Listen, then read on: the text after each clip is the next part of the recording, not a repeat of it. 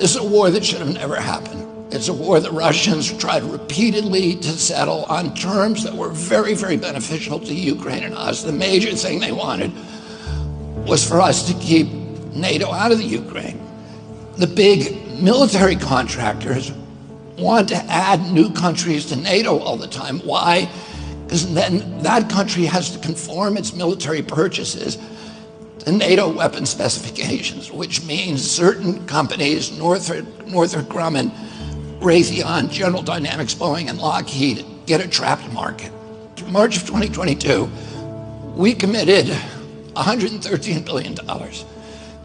Just to give you an example, we could have built a home for almost every homeless person in this country.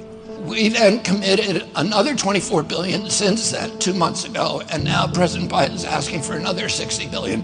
But the big, big expenses are going to come after the war, when we have to rebuild all the things that we destroyed. Mitch McConnell was asked, can we really afford to spend $113 billion to Ukraine? He said, don't worry. It's not really going to Ukraine.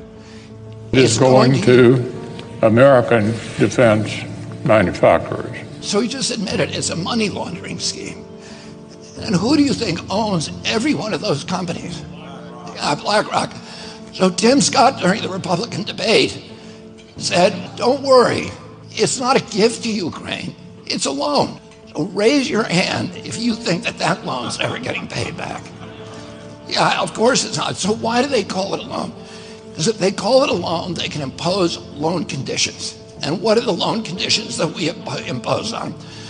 Number one, an extreme austerity program, so that if you're poor in Ukraine, you're going to be poor forever.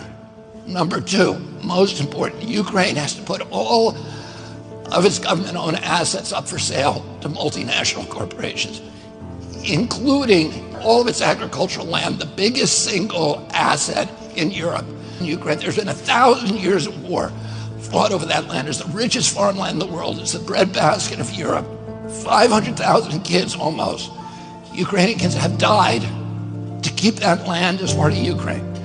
They almost certainly didn't know about this loan condition.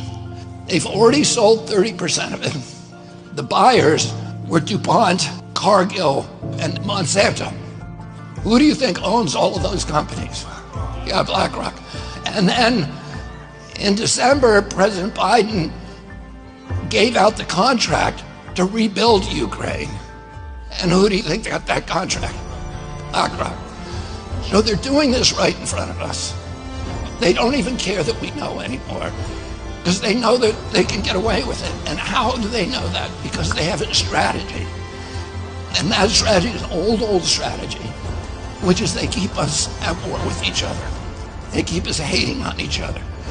They keep the Republicans and Democrats fighting each other, black against white, and all these divisions that they sow.